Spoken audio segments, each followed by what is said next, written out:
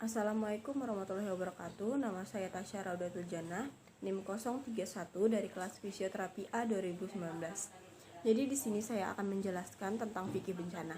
Pertama, kita harus mengetahui apa itu bencana sendiri. Bencana adalah peristiwa atau rangkaian peristiwa yang mengancam dan mengganggu kehidupan dan penghidupan masyarakat yang disebabkan baik oleh faktor alam maupun termasuk faktor manusia itu sendiri, sehingga mengakibatkan timbulnya korban jiwa manusia, kerusakan lingkungan, kerugian harta benda, dan dampak psikologis. Bencana adalah pengingat dan penanda Allah Subhanahu wa Ta'ala masih ada di antara kita. Selayaknya manusia ingat dan kembali kepadanya dan mempersiapkan kehidupan yang sigap bencana. Dalam melakukan sigap bencana, kita harus tahu cara menyikapi bencana itu sendiri. Bencana yang terjadi adalah suatu kenyataan dan harus disikapi dengan kesadaran utuh dari pihak-pihak yang terkait pada bencana itu sendiri, seperti individu, keluarga, masyarakat, dan termasuk pemerintah. Pengelolaan bencana itu dibagi menjadi dua, yaitu pra-bencana dan tanggapan darurat. Pra-bencana atau sebelum terjadinya bencana itu termasuk dalam mitigasi dan siaga bencana. Lalu tanggap darurat, yaitu saat terjadinya bencana, seperti pertolongan pertama, mencegah perluasan bencana. Mitigasi atau aktivitas yang berperan sebagai tindakan pengurangan dampak bencana atau usaha-usaha yang dilakukan untuk mengurangi korban ketika bencana terjadi, baik korban jiwa maupun korban harta.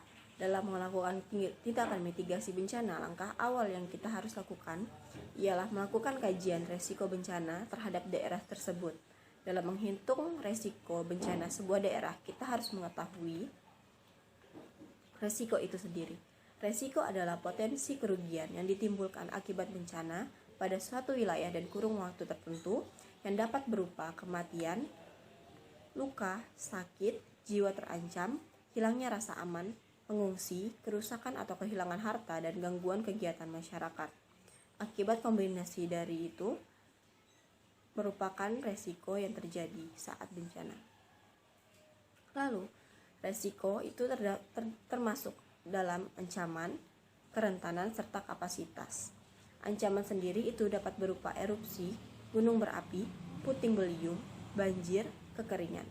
Serta kerentanan itu sendiri adalah seperti ketidaksiapan, ketidaktahuan, kemiskinan, dan kebodohan. Sedangkan kapasitas itu dapat berupa kesadaran, pengetahuan, mitigasi, kesiapsiagaan, tabungan atau asuransi, rencana darurat, serta bantuan darurat. Resiko bencana dapat berupa jatuhnya korban jiwa, harta benda, psikologis, dan sosial ekonomi. Pertama, mengenal ancaman. Kita harus mengetahui penyebab terjadinya dan menyadari pentingnya ilmu pengetahuan. Seperti dalam Quran Surah Az-Zumar ayat 9, adakah sama orang-orang yang mengetahui dengan orang-orang yang tidak mengetahui? Sesungguhnya orang yang berakallah yang dapat menerima pelajaran. Serta dalam Quran Surah Al-An'am ayat 88, dan kamu melihat gunung-gunung itu, kamu sangka ia tetap di tempatnya, padahal ia berjalan sebagai jalannya awan. Begitulah perbuatan Allah yang membuat semua kokoh tiap-tiap sesuatu. Sesungguhnya Allah Maha mengetahui apa yang kamu kerjakan. Lalu, mengetahui atau mempelajari peristiwa masa lalu.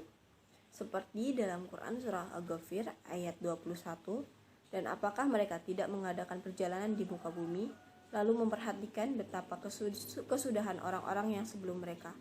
Mereka itu adalah lebih hebat kekuatannya daripada mereka, dan lebih banyak bekas-bekas mereka di muka bumi.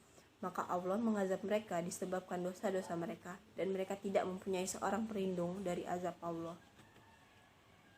Lalu kerentanan. Kerentanan adalah rangkaian kondisi yang menentukan apakah bahaya yang terjadi akan dapat menimbulkan bencana atau tidak.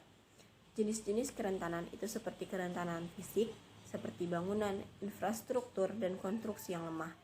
Lalu, adanya kerentanan sosial, seperti kemiskinan, lingkungan, konflik, tingkat pertumbuhan yang tinggi, anak-anak, wanita, serta lansia. Yang ketiga ada kerentanan mental, yaitu seperti ketidaktahuan, tidak menyadari, kurang percaya diri, dan lainnya. Lalu meningkatkan kapasitas, seperti pendidikan terhadap masyarakat luas tentang potensi ancaman bencana, pelibatan masyarakat dalam perencanaan di kawasan bencana, dan lingkungan yang kritis, serta aksi-aksi pengurangan risiko bencana berbasis masyarakat. Lalu kesiapsiagaan, yaitu rangkaian kegiatan yang dilakukan untuk mengantisipasi bencana melalui pengorganisasian, serta langkah yang tepat guna dan berdaya guna. Lalu adanya tanggapan darurat bencana, seperti rangkaian kegiatan yang dilakukan dengan segera pada saat kejadian bencana untuk menangani dampak buruk yang ditimbulkan, yang meliputi kegiatan dan penyelamatan dan evakuasi korban, harta benda, pemenuhan kebutuhan dasar, perlindungan kelompok rentan, pengurusan pengungsian, serta pemulihan darurat. Dalam Quran Surah Al-Maidah ayat 32, dan barang siapa yang memelihara kehidupan seorang manusia, maka seolah-olah ia telah memelihara kehidupan manusia semuanya. Yang pertama, segala usaha harus diupayakan untuk meringankan penderita manusia akibat bencana atau konflik. Lalu yang kedua, dalam tanggapan darurat bencana, yaitu mereka yang terkena bencana mempunyai hak-hak terhadap kehidupan yang bermartabat dan oleh karenanya juga mempunyai hak terhadap bantuan. Dalam pemenuhan hak korban bencana itu ada hak mengelola risiko bencana. Dalam Quran Surah Al-Maidah ayat 2, dan tolong menolonglah kamu dalam mengerjakan kebajikan dan takwa, dan janganlah tolong menolong dalam berbuat dosa dan pelanggaran. Lalu dalam pemenuhan korban bencana itu ada juga hak mengelola kerentanan. Lalu adanya hak mendapat bantuan bencana seperti hak hidup bermartabat, hak untuk mendapatkan bantuan kemanusiaan, dan hak atas perlindungan dan keamanan. Lalu adanya hak rehabilitasi dan rekonstruksi, seperti persamaan hak, kebebasan beragama, hak ekonomi, serta hak hidup. Lalu adanya hak melaksanakan sistem penanggulangan bencana. Lalu karena dengan terjadinya bencana ini, Allah Subhanahu wa Ta'ala sendiri tidak menyulitkan umatnya dalam melakukan ibadah kepada Allah Subhanahu wa Ta'ala. Ibadah pada saat bencana itu merupakan tetap kewajiban terhadap kita, dan prinsip kedaruratan yang ada dipermudah dengan adanya prinsip kemudahan, tasyir, dan pengecualian atau al-titsna.